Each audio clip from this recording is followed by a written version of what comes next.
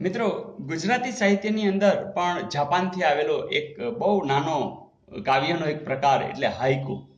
હાઈકુની વિશેષતા શું છે કે પહેલા 5 જ અક્ષર હશે, પછી 7 અક્ષર હશે અને પછી 5 અક્ષર હશે.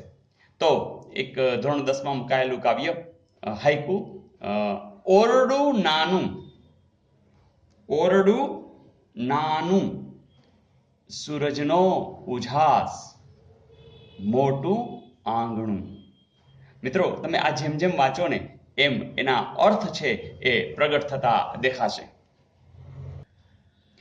આ રચના છે મુરલી ઠાકુર, એટલે કે મુરલી રામચંદ્ર ઠાકુર. ઉમેદગઢના વતની હતા. પોતે ગુજરાતીના પ્રાધ્યાપક હતા. પાછળથી એના આકાશવાણી અંદર ગુજરાતી કાર્યક્રમોના નિર્માતા પણ બન્યા. તેમણે જે કાવ્યો, બાળગીતો અને વાર્તાઓ અને અભ્યાસ ગ્રંથ છે એ જુદા જુદા નામે છે. જેમ કે કાવ્યો સફર અને બીજા કાવ્યો, બાળગીતોનો જે સંગ્રહ છે એ મેળો, વાર્તાઓનો સંગ્રહ એટલે પ્રેમલ જ્યોત, અને અભ્યાસ ગ્રંથ તરીકે ગાંધીવાણી ખૂબ જાણીતા છે. તો આ હાઈકુનું એક સરસ મજાનું ઉદાહરણ કવિ મુરલી રામચંદ્ર ઠાકુર. ઓકે,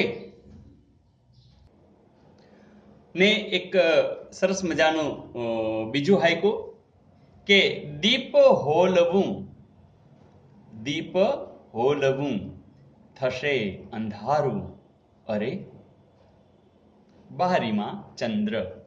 તો અહીં પણ સરસ મજાની વાત કવિએ કરી છે. કવિ શ્રી અનિરુદ્ધ બ્રહ્મભટ્ટ, એટલે કે અનિરુદ્ધ લાલજીભાઈ બ્રહ્મભટ્ટ. જન્મ 1937, અવસાન 1981. તેઓ વિરમગામ પાસેનું જે દેત્રોજ ગામ છે એ એમનું વતન. એને પણ ઘણું બધું ગુજરાતી સાહિત્યમાં કાર્ય કર્યું છે. ને મિત્રો, અનિરુદ્ધ બ્રહ્મભટ્ટની અનેક જે સાહિત્ય રચનાઓ છે એમાં જે કાવ્ય સંગ્રહ છે એ કિમપી એ કાવ્યનો એક સંપુટ છે. નિબંધિકાઓ જે સંગ્રહિત છે એવું ચલ મન વાટે ઘાટે, એના 4 ભાગ પડેલા છે.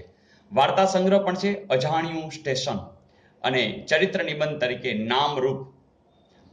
એવા જ એના આધ્યાત્મિક અને ચિંતનાત્મક જે લેખો છે એ ઋષિ વાણી તરીકે છે.